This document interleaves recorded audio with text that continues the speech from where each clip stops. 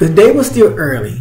She began to think about how she should deal with the situations that had enveloped her life, and that she also needed to develop a plan. Emily thought aloud, who is to blame? Should I tell the judge?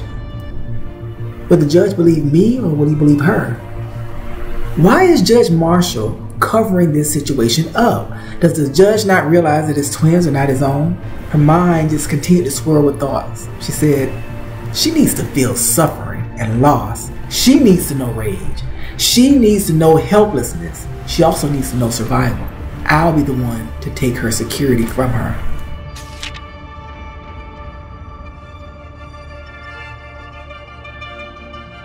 She thought back onto the accident that changed her and her family's life. She began to recall every moment leading up to the crash, as well as the minutes, the hours, and days that followed the crash. Surely, there must be a way to get through to Judge Marshall. Emily left Donald's burial site and headed home to quickly change.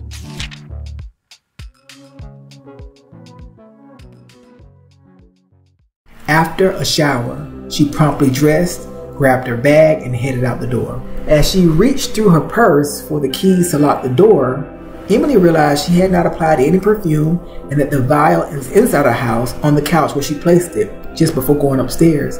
She also realized she didn't have her key. Emily reopened the door and found her keys and realized that the cat was waiting for her. She smiled and spoke to the cat. You knew I'd return, didn't you? Emily chuckled. The cat wagged his tail and meowed.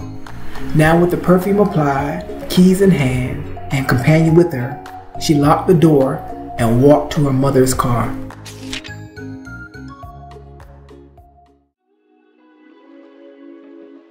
As the wind blew through her hair, she hit the road with the destination of Judge Marshall's office in mind. Emily had been in the Law and Services District before. She had played with little Donald and Stanley in the very park that abuts it. It was a beautifully manicured area where families picnic, joggers enjoy the trail, and bikers and skaters find the paths perfect for individual recreational activities. It was an oasis in the middle of a modern downtown area.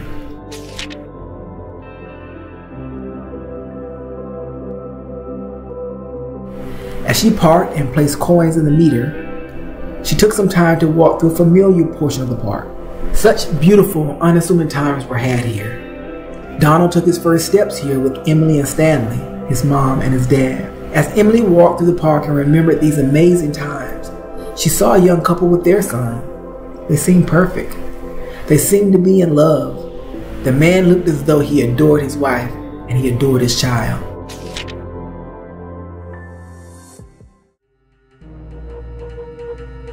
Emily felt suddenly several shooting pains. With pangs in her mind and simultaneously in her heart, she shouted, "Why?" Suddenly, the man who was sitting on the picnic blanket with his wife and son passed out while holding their child. The man's head made a thud sound as he fell to the side. His wife looked on in horror as she watched things unfold in slow motion. In a split second, she had to choose between her baby and her husband. She reached for and grabbed her son from her husband's grasp just before his head hit the ground. Helpless and horrified, the woman held her baby and screamed. Emily turned away and continued to walk toward the legal office as people started to crowd around the family in order to provide assistance to the man. Someone called 911 as the wife looked on doe-eyed, helpless and frantically.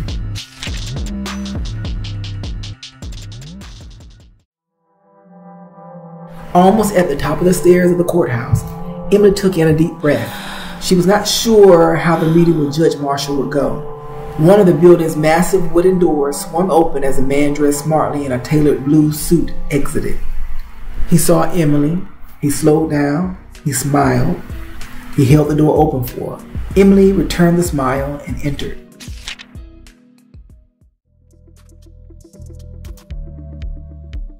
She found the directory on the wall and learned that Judge Marshall was located on the 3rd floor. Emily looked over her shoulder in the direction of a bell that made a ding sound and noticed the elevator. She turned 180 degrees and walked toward it. Emily entered and stood directly in the center near the entrance.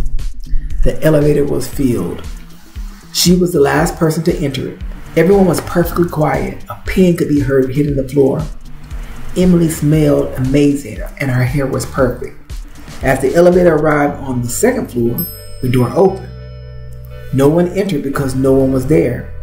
The button was pressed by someone inside the elevator, but no one inside the elevator moved. The left metallic gray door summoned its right mirror image and the two joined. The doors closed and opened again on the third floor, which was where Emily exited. As the doors closed behind her, everyone seemed to draw in a single breath.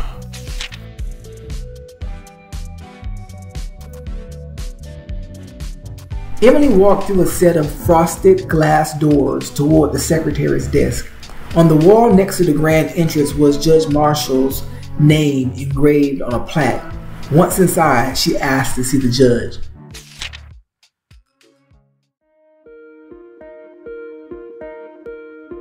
Normally a firecracker and watchdog for the judge's time and calendar, the secretary scanned his calendar and saw nothing pressing. She asked Emily to stand where she was and told her she would return shortly. The secretary walked over to Judge Marshall's door, knocked twice, then entered the judge's chambers. After serving some 25 years with the secretary, the judge knew to give time to any disturbance his secretary presents, because she only did so when it was important. Judge Marshall's secretary did not say what the meeting was about. She simply told him he had a client. "There's a young lady named Emily here to see you. I'll send her in straight away." Judge Marshall's secretary then walked out. The older, spunky, conservatively dressed secretary was soon replaced by an orchid-colored, custom-fitted suit that clothed a statuesque figure with hypnotizing eyes. "How can I help you, young lady?" "I'm in need of counseling." "I'm in need of counsel." "Sounds like you need a lawyer. I know the name of a few. I'll have my secretary give you their card on your way out."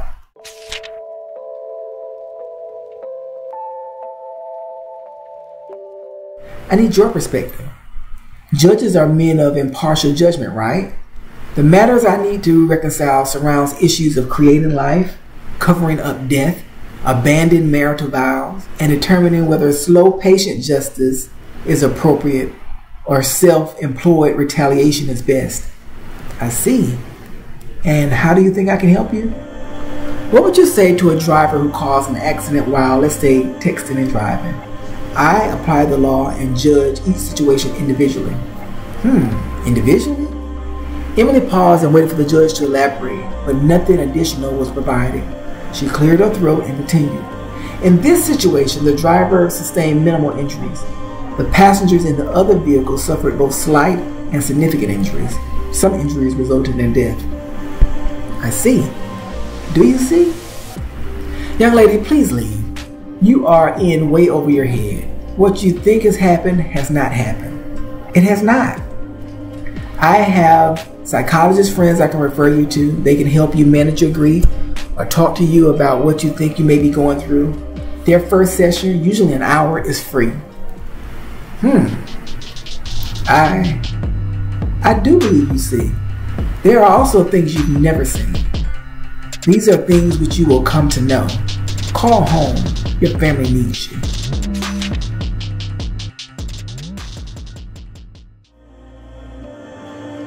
Suddenly the phone rang. The judge did not wait for his secretary to answer the call in line with his normal protocol. Instead, he reached and picked up the phone and placed the receiver near his ear. Seconds after he answered the phone, he felt a prick on his earlobe. He pulled the phone from his ear to examine where the pain came from and saw a snake firmly in his grasp. He instinctively threw the phone onto the floor and yelled out for help. The snake came forward toward him and postured itself to strike. Someone help me!" The judge's secretary ran in as Emily stepped out of Judge Marshall's office. Emily pushed the glass door's shiny metallic gray, cylindrical handle and walked straight into an open, waiting elevator.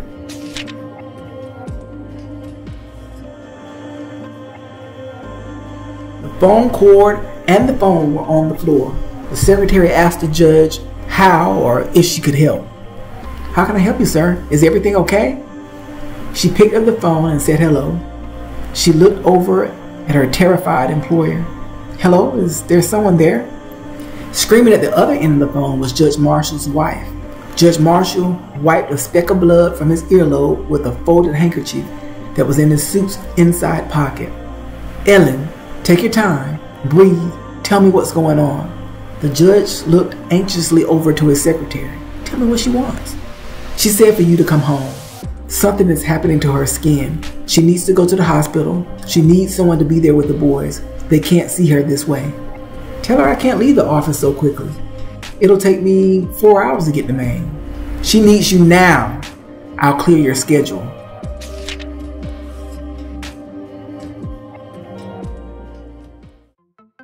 As Judge Marshall packed his cognac brown leather briefcase and matching duffel bag, he asked the secretary a question. Did you notice anything strange about the lady who just came in to see me? Who, sir? You've been in the office alone since 10 a.m. That was your coffee discussion with Judge Clemente. Judge Marshall was confused and miffed by his secretary's response. He scoffed at the response, but noticed the same sincerity she had when she normally spoke to him. She was telling her truth. Judge Marshall half believed and half doubted himself. He quickly packed his things with the secretary's help. About 30 minutes after the nun visit and snake call, Judge Marshall was ready to depart. He walked to and reached the elevator and pressed the down arrow.